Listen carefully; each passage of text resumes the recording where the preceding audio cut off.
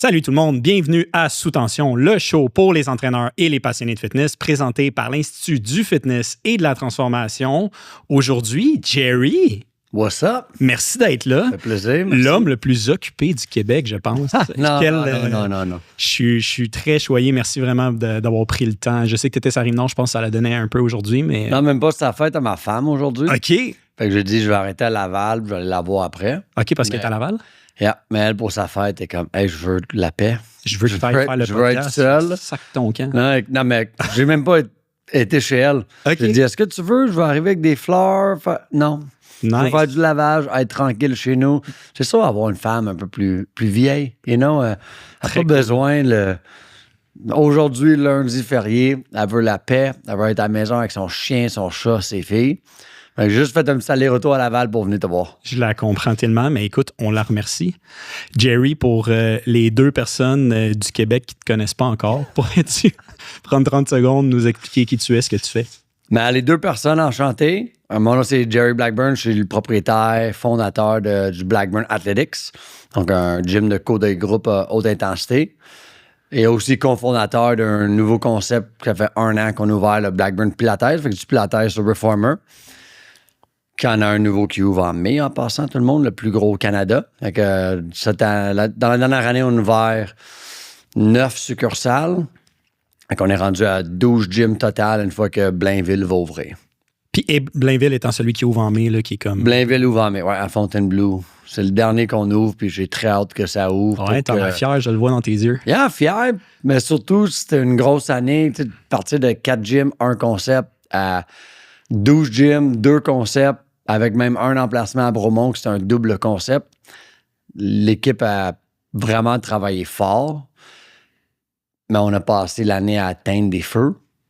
Puis il y a beaucoup de choses qu'on a bien faites, mais j'ai hâte que ça ouvre. La semaine juste avant, on a un gros team building, tous les gestionnaires, on s'en va à l'autre bout du monde, juste passer comme 2-3 jours ensemble. Mais juste pour stabiliser le tout, autant pour améliorer l'expérience client, mais aussi pour le staff, que ça fait 1 an qu'ils n'ont pas pris de vacances, qui n'ont juste pas arrêté, parce que si on arrêtait, c'est complètement on fou. allait perdre. Fait que c'est un bon moment, dès qu'on ouvre, de dire « Hey, vous voulez prendre 3 semaines l'été? Go for it. » Fait qu'on a hâte que ça ouvre. Oui, ça va être beau, ça va être grand, ça va être magique. Mais on n'a aucun nouveau emplacement prévu cette année, même 2027, parce qu'on veut vraiment se concentrer sur stabiliser, assurer qu'on ait quelque chose de bon, pas grossir trop vite. Right. Puis, une fois qu'on est sûr de tout ça, mais la prochaine expansion va être extraordinaire. Very nice. Tu as fondé Blackburn Athletics en 2017, maintenant Blackburn Pilates, puis tu es aussi l'hôte du podcast Go to the Gym. Go to the Gym podcast. Fait allez vous abonner aussi. D'ailleurs, abonnez-vous à notre podcast, mais allez aussi vous abonner abonnez-vous aux 2. Tant qu'à être le bouton subscribe. J'ai demandé à ChatGPT de me faire des recommandations de questions pour aujourd'hui. Puis Nice. je voulais te dire qu'est-ce qu'il m'a dit. Il m'a dit, je te conseille de ne pas faire un épisode à la Wikipédia, mais d'y aller plutôt avec un thème comme comment un gars qui a connu l'autodestruction a bâti une marque de fitness, une communauté et une nouvelle identité. Pas pire, chat, pas pire. Je vais aller bien entraîner. Ouais, c'est ça. Tu l'as feed avant l'épisode pour qu'il me donne des réponses, mais je trouvais ça vraiment, je voulais te le partager, je trouvais ça cool. C'est quoi Blackburn Athletics? Blackburn Athletics, c'est un gym de coding groupe à haute intensité, adapté à tous. On a des thématiques différentes de lundi à dimanche. Tu sais à quoi t'attendre, mais la variété des cours change à chaque semaine. J'ai créé le concept pour que quelqu'un comme moi, à cette époque-là, environ 25 ans, chaque fois que j'allais au gym, je voulais me faire du mal. J'étais un gars intense. Que quelqu'un avec une personnalité comme moi puisse s'entraîner à quelqu'un avec une personnalité comme ma mère, 50 ans, qui veut pas compétitionner contre personne. Elle veut travailler ses fesses parce qu'elle va à Punta Cana une couple de fois par année, puis elle veut juste avoir du plaisir. Fait que le but des Blackburn Athletics, c'est de créer un environnement que le jeune crinqué puisse s'entraîner avec la mère sans que la mère, ça ruine son expérience parce que c'était trop douchebag, trop intense.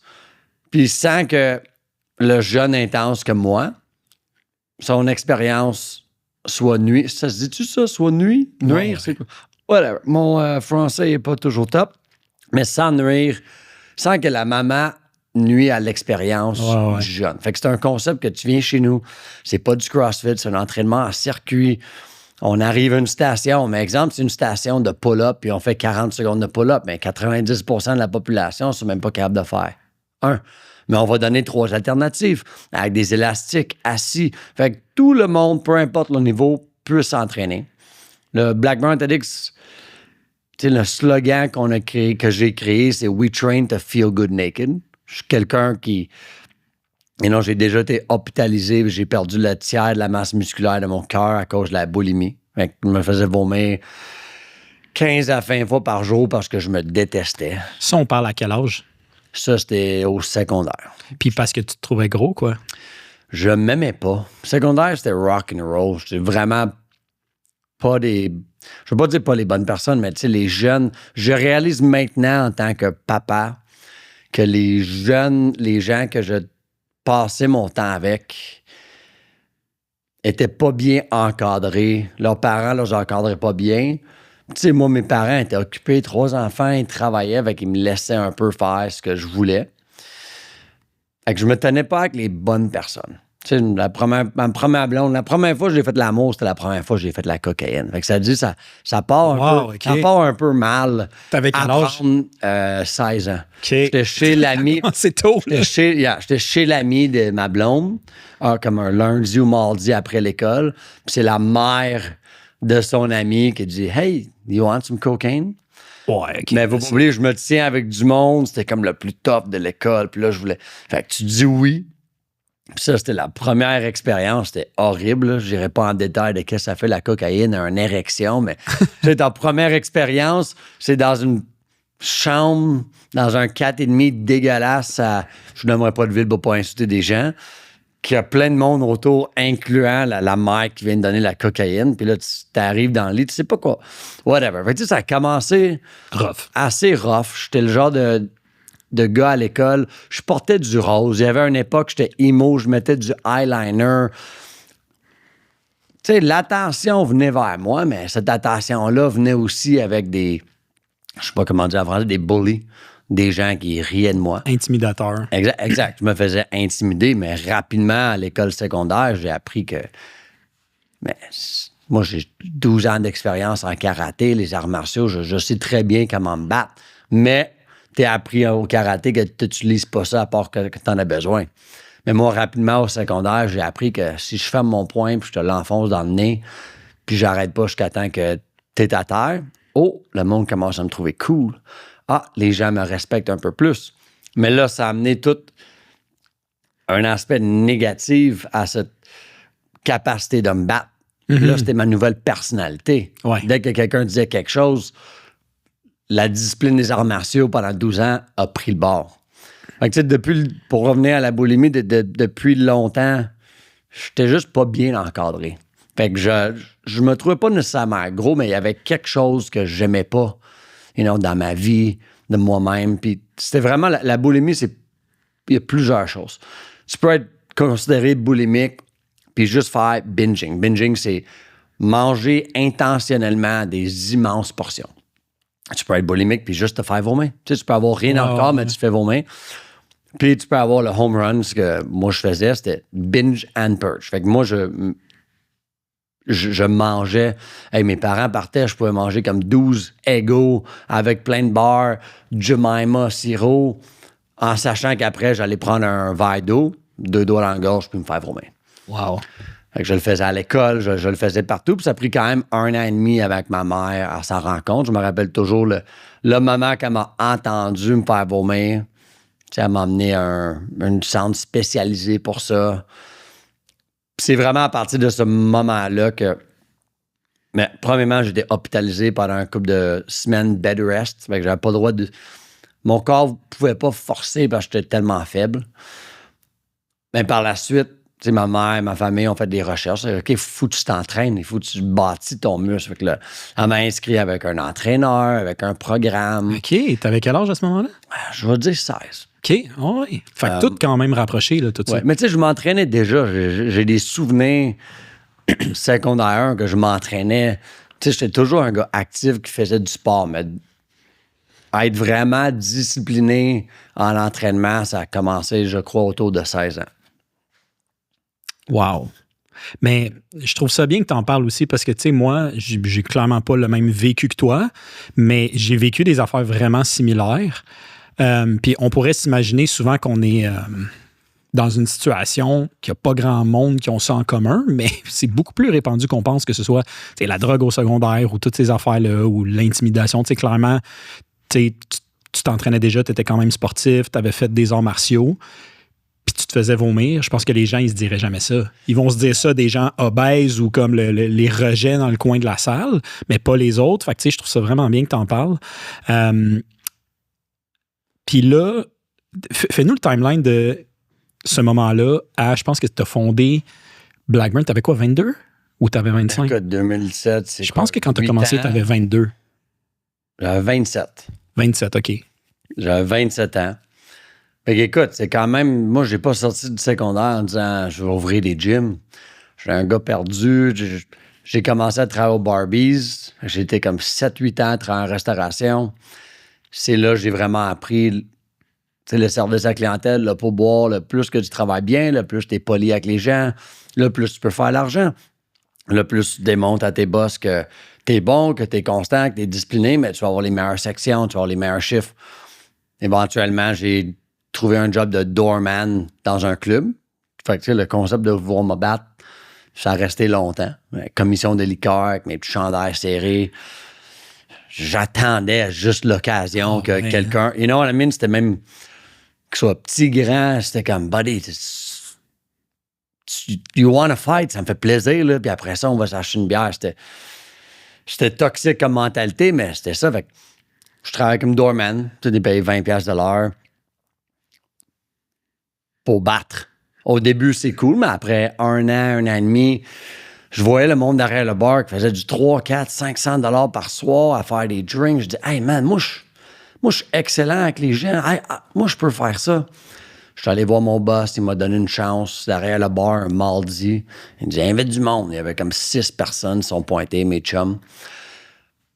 J'étais vraiment pas très bon. You know, T'aurais été bon, par exemple, honnêtement, avec le temps. Moi, j'ai été bartender longtemps, mais... Non, mais j'ai été bartender pendant 7 ans après ça. OK, après. OK. Ça a commencé, non, mais après ça, j'étais tellement insistant. Hey, je vais être bon, j'amène du monde.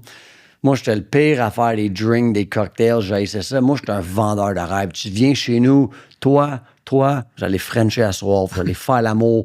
Toi, tu vas dépenser 300$, elle va dépenser rien. J'allais réveiller un à côté de l'autre, mais le lendemain, tu vas sûrement revenir parce que tu vas faire le lien. Bar à Jerry, OK, ça m'a coûté cher, mais j'ai eu du fun. Fait que, rapidement, j'ai lâché le Barbie, j'étais temps plein là-bas. À Commission des liqueurs? À Commission des liqueurs, à Haute-Distran. Puis, j'étais au cégep, premier semestre de cégep à Dawson College. Écoute, j'ai pas fait grand-chose à part jouer au briscola, puis aller jouer au billard, puis boire la bière. Je suis assez chanceux. J'ai toujours été comme assez intelligent pour avoir des 70 sans étudier. Puis là, après la première session, j'ai dit à ma mère, moi, je lâche l'école. Elle a capoté, là. J'étais encore Barbies à ce temps-là. Mais je travaillais. J'ai eu mon premier appartement. L'année après, j'allais à Champlain.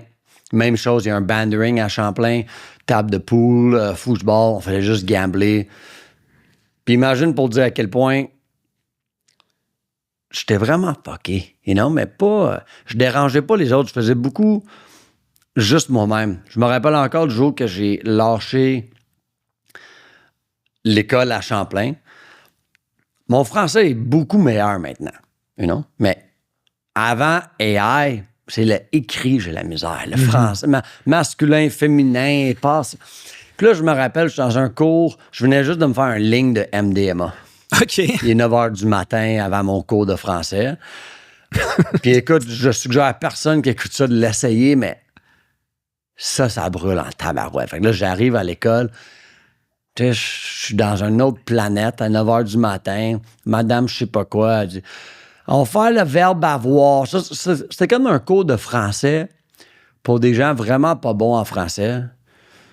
Puis tu sais, c'est comme plein d'immigrants qui voulaient apprendre le français. Mais j'étais là, je suis comme, man, je travaille.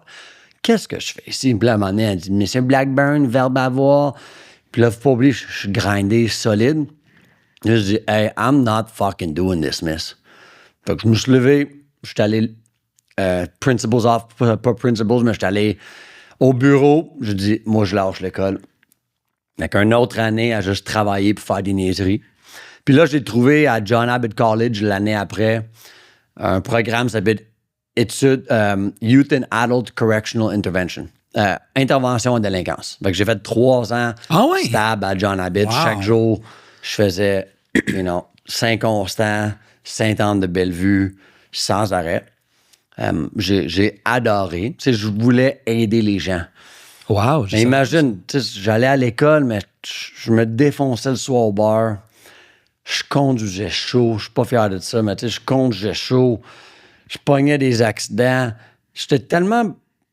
J'avais tellement des bonnes intentions. Tu sais, je conduisais à 4 heures du matin pour passer le trafic pour aller à Sainte-Anne-de-Bellevue, pogner un accident, faire tower l'auto, mais j'allais quand même à l'école.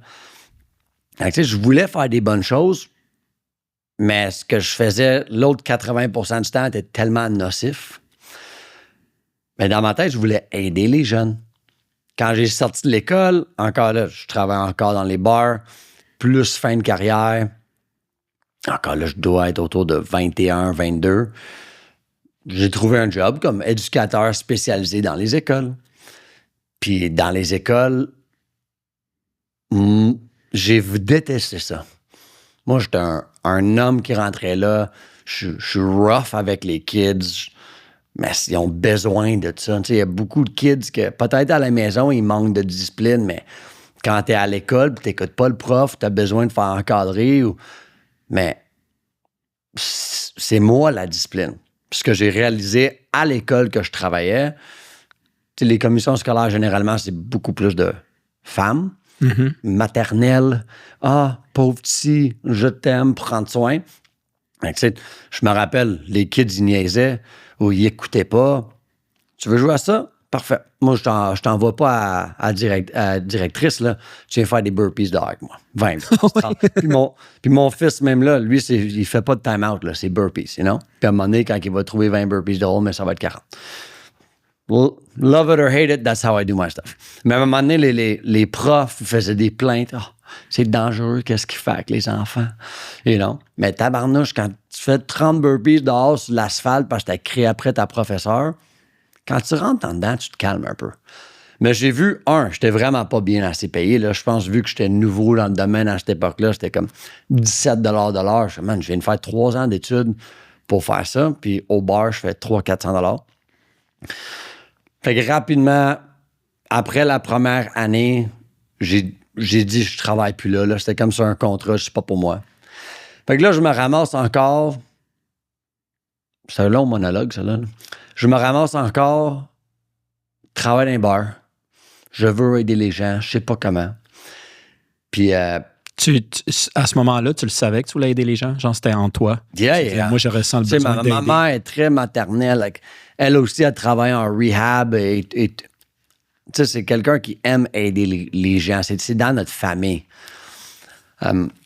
C'est particulier, hein? Tu sais, comme en entraînement beaucoup, puis comme dans ton milieu en ce moment, les gens vont dire ça, mais jeune, tu vois, même moi, je pensais pas à ça. Mais non. Je pensais pas à aider les gens. Mais non, toi, t'avais ça en toi.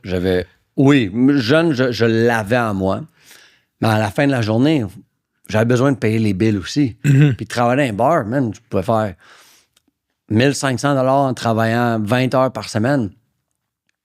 C'était ridicule. Ce temps-là, c'était ridicule. C'est fou. Là, c'est moins ça, mais...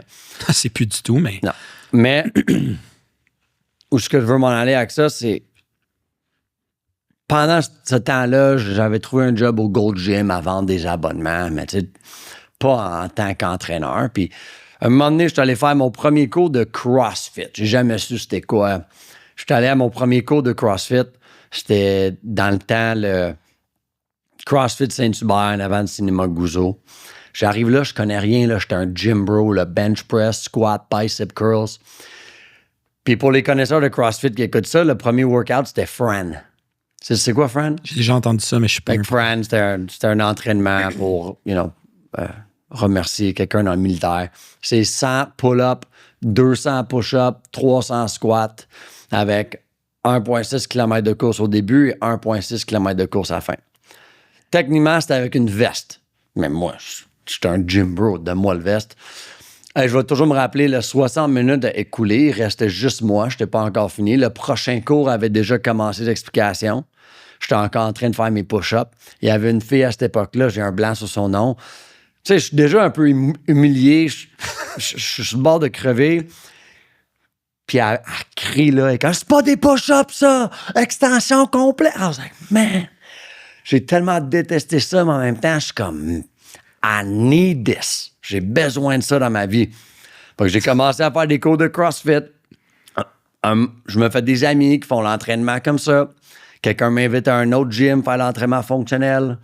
J'ai adoré ça. Je me mets ami avec le propriétaire. Hey, veux-tu venir travailler pour moi? Là, c'est sûr, on saute un couple de mois. Mm-hmm. Je travaille là-bas. Puis quand j'ai commencé à travailler dans ce gym-là, c'est là que j'ai réalisé, c'est pas tout le monde qui fait de la drogue. Parce que quand tu travailles dans un bar, t'es en restauration, mais tu fais la drogue du travail vendredi, samedi, dimanche, jeudi, lundi, tu sors musique à Montréal, toutes les danseuses, puis les gens qui travaillent dans un bar, ils sortent, mais tout le monde fait juste la drogue partout. Mais quand j'ai travaillé dans un gym, puis on a fait le premier party de gym, j'ai sorti un sachet. Le propriétaire, mon boss à cette époque-là, m'a regardé comme s'il avait juste vu ça dans un film. C'est quoi ça? Puis à ce moment-là, on a parlé un peu, puis bien sûr, on a eu une intervention, parce que c'est comme, tu peux pas faire ça. Je me dis, attends, toi, tu me dis qu'il y a plein de monde qui font des sorties des fois, puis ils boivent juste l'alcool, puis là, il y en a qui boivent pas, mais comme à 9 h, vous allez vous coucher. Je comprenais pas. Je vivais dans un autre monde complètement. Je passais pas de temps avec ma famille parce que eux autres non plus en faisaient pas. Fait que c'était juste... Yeah. Fait que ça, c'était mon premier pas vers la lumière au bout du tunnel de il y a d'autres choses dans la vie que boire des vodka Red Bull puis faire de la drogue. Fait que j'ai commencé à travailler là. J'ai commencé à diminuer ma consommation. Puis c'était le meilleur 2 ans de ma vie côté croissance personnelle, je veux dire, à cette époque-là. J'avais arrêté pas mal toute la drogue, j'avais changé mon entourage.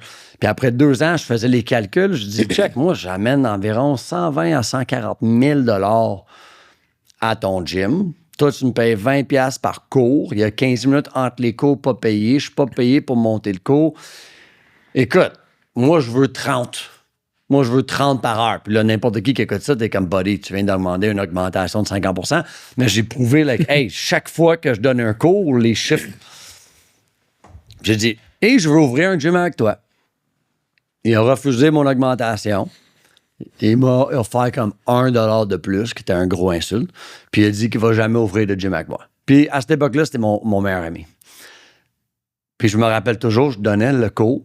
Puis mon ami Barbode, que je mentionne dans tous mes podcasts, il s'entraînait à cette époque-là dans ce cours-là. Puis je suis allé voir, je regardais les yeux, je dis, hey bud, I'm gonna fucking quit this job. Il n'y a rien de plus pour moi, là. Moi, dès que je travaille dans une entreprise, puis il n'y a rien de plus pour moi, à mort. Fait que je démissionnais. J'avais un contrat de 1 an que j'avais pas le droit d'utiliser les réseaux sociaux. Puis le jour que le 1 an a fini, j'avais déjà signé mon bail à la prairie. Je l'avais annoncé.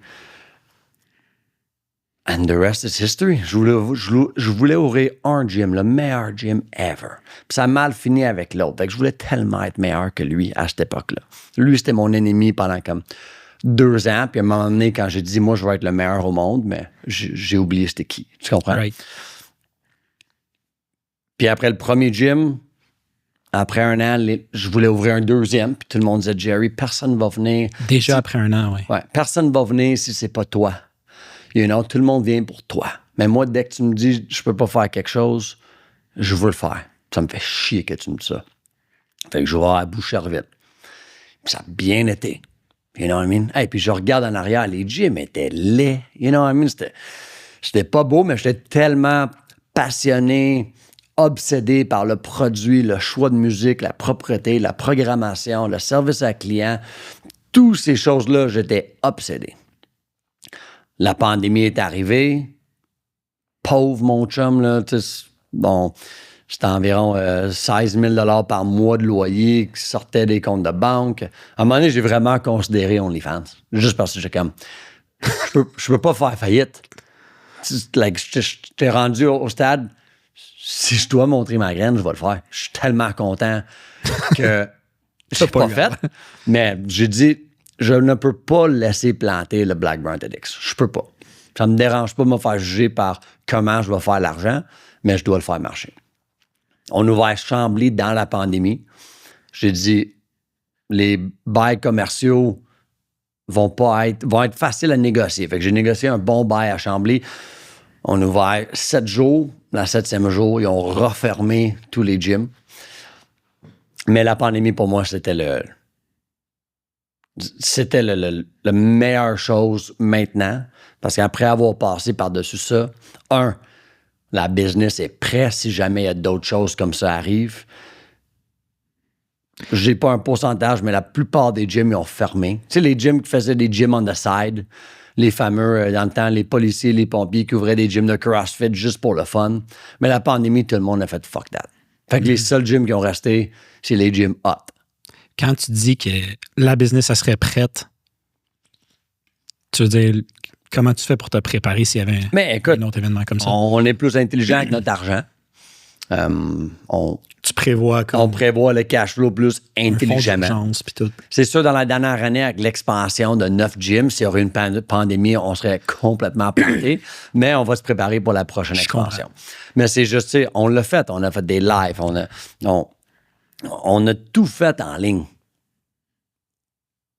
J'espère que ça n'arrive pas, mais on s'entend en ce moment, à cette époque-là, qu'on écoute le podcast, ça brasse. Et non, si jamais ça arrive, plus d'électricité, on a un game plan pour ça. Si n'importe quoi qui arrive, we're ready. Puis même si on n'est pas prêt, l'équipe le sait that I did it, parce qu'il y a beaucoup de monde qui n'était pas là pendant la pandémie. Puis ça ne me stresse pas. On va toujours trouver des solutions.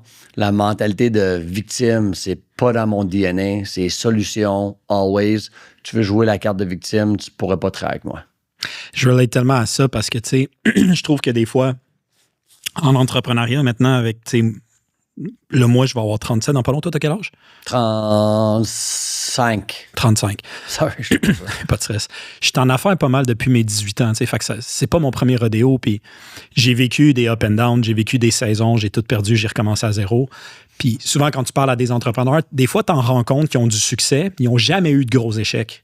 Je suis comme, faut que tu aies vécu l'hiver pour comprendre. Parce que quand tu vas le vivre, si tu voles trop près du soleil, tu vas te brûler les ailes, tu sais, comme ils disent. J'ai beaucoup de respect pour les entrepreneurs qui ont vécu une décroissance ou des trucs comme ça, parce que comme tu dis, tu as fait tes preuves, tu es prête. Puis ça, je comprends tellement, parce qu'une fois que tu l'as vécu, tu es comme, man, il n'y a rien qui va m'arrêter. Ah non, exact. Puis juste pour donner une idée, je vais donner un peu de tea qu'on n'a pas parlé, mais notre dernière année d'expansion, j'ai complètement sous-estimé le cash flow qu'on avait besoin pour le faire. Moi, j'ai pensé que tous les banques allaient me donner plein d'argent. C'était pas le cas. On a dû injecter plein de capital. Mais imagine, l'année dernière, on a vendu environ 6 millions. Ce qui est malade. 6 millions de revenus, là. Il y a de revenus. Wow. Ouais. Puis là, on a regardé l'état financier. On a perdu 400 000. Fait que des fois, les gens se disent « Allez, ça va bien les affaires. » Buddy, j'ai travaillé toute mon année. Tout le monde a été payé tout le temps. Donné le service incroyable aux clients. J'ai perdu 400 000 $. L'autre jour, j'ai été invité à un événement, donner une conférence, puis il y avait Étienne Boulay. Puis tu connais ça, Juju's Protein? Non. En tout cas, c'est une affaire. C'est des collations qui rentrent dans... Ouais, je pense que j'en ai mangé un peu pour Popeyes. Sont en train d'expand, tu sais. Puis c'est drôle parce qu'il racontait une anecdote. Il disait, mon partenaire m'a rencontré l'autre jour, on a un gros PO, un retailer pan-canadien, fait que tout au Canada anglais, tu sais. Fait qu'il dit comme, yes, tu sais, le business est en expansion, c'est malade. Puis là, ils font le meeting, puis il fait comme, bon, ben pour le PO, il faut qu'on trouve 200 000, tu sais. Fait que là, il dit, je fais le meeting. Il dit, je suis rentré chez nous le soir, puis je me suis dit, attends, wait a minute, là. Il dit, quand ça va mal, tu fais pas d'argent. Quand ça va bien, il faut que tu sortes de l'argent. Il dit, Chris, quand est-ce qu'on fait de l'argent? C'est tellement ça, le milieu des affaires. Fait que c'est pour ça que là, avec le nouveau Blainville qui ouvre, mais nous, on savait pas, là, on a, je sais pas, environ 35 reformers. Man, à coût de 8000 chaque, faut que ça soit upfront. You know? Là, avec tous les tarifs, c'est tout ça qui s'est passé, là, ça coûte plus cher. OK, les banques, vu qu'on n'a pas eu les meilleurs états financiers en dernière année à cause d'une mauvaise gestion de l'expansion de ma part, ben, ils donnent juste comme un petit prêt sur les aménagements. Là. Fait que finalement, ça coûtait un bras. Fait que j'ai hâte au mois de juillet. On va avoir 12 gyms qui vont bien, avec du revenu qui vont bien. Puis là, on va commencer à rembourser des dettes. Puis j'ai dit à tout le monde qu'on va pas ouvrir de nouveaux gyms. On a engagé un consultant qui est un de mes... Je dirais pas son nom, mais c'est lui qui m'a vendu le concept de pré-vente, de comment ouvrir des gyms pleins. Lui a ouvert et vendu environ 100 Orange Theory. Il a ouvert et vendu une centaine de franchises. Je dirais pas de nom parce qu'on va savoir c'est qui aux États-Unis. Mais dans l'entreprise, c'est comme, OK, je peux faire toutes les conférences, je peux lire tous les livres, écouter tous les podcasts. Mais des fois, you gotta pay the man. Fait que lui, tu sais, c'est un investissement de presque 100 000 $ à 10 heures par semaine, tu comprends, pendant un couple de mois. Mais lui va rentrer dans l'entreprise, voir qu'est-ce qu'on a bâti, avec son aide un petit peu. Il va nous dire qu'est-ce qu'on doit améliorer, où qu'on perd l'argent, où... Puis la prochaine expansion, comment on va améliorer, aller chercher du financement. Là, on est au Québec. Normalement, Blackburn Athletics, We Train to Feel Good Naked. C'est très anglophone. On l'a changé, tu sais, au Québec. Je suis vraiment fier, on fait tout en français. Mais je suis aussi au courant que notre brand, je suis confiant que dès qu'on va sortir du Québec, on va continuer à expandre partout au Québec. Tu sais, je veux que les gens soient fiers que Blackburn, c'est québécois. Et non, on a maintenant presque 150 employés du Québec. Il n'y a personne de l'externe qui travaille chez nous. Puis quand on va grossir puis aller international, je veux que les gens disent « Hey, t'es un gars de Saint-Constant, ça! » You know? Ouais. Mais lui va aussi nous aider. Moi, j'ai jamais ouvert un gym en Colombie-Britannique, j'ai jamais ouvert un gym à Winnipeg, j'ai jamais ouvert un gym en Floride.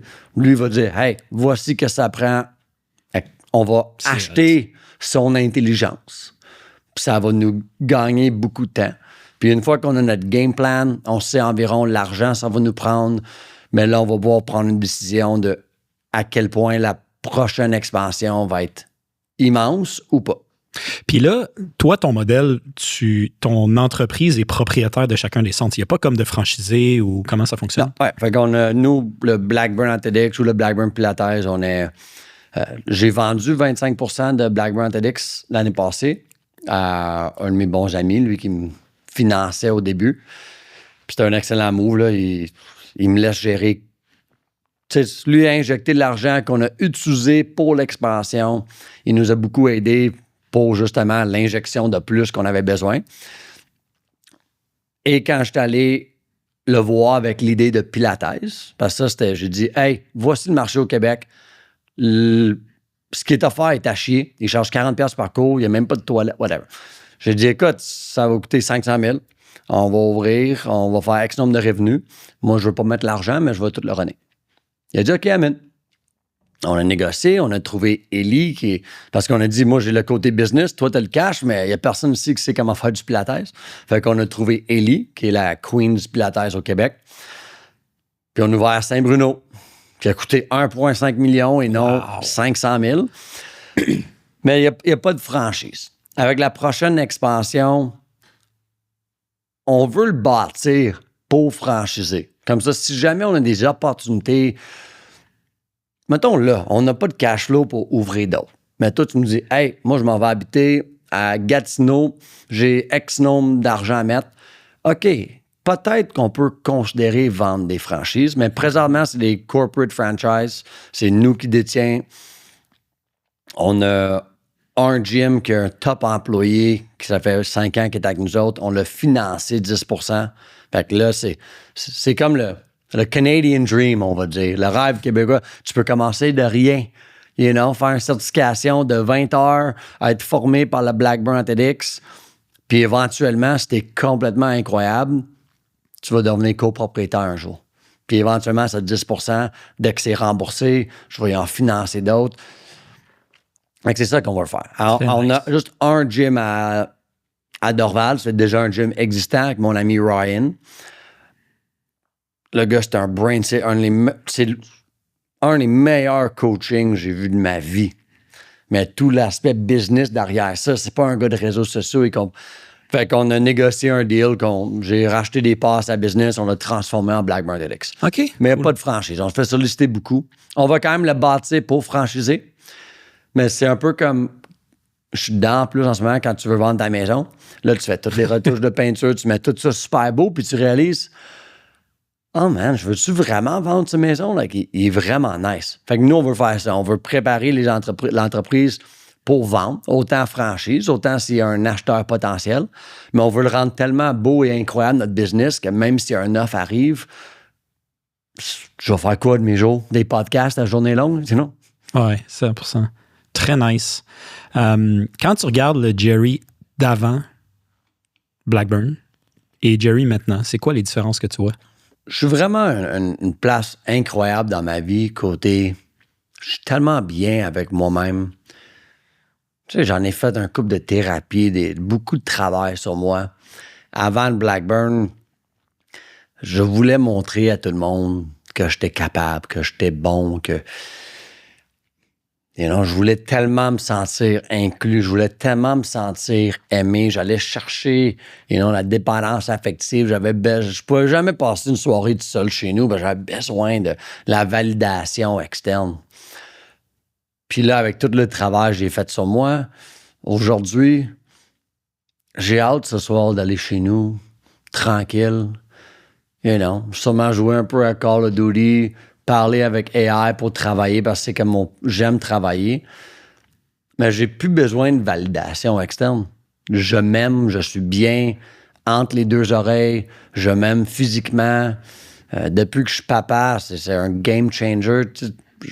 Tous les choses qui étaient arrivées dans ma vie, tous mes mauvais comportements, je voulais absolument pas le passer à lui. Mm-hmm.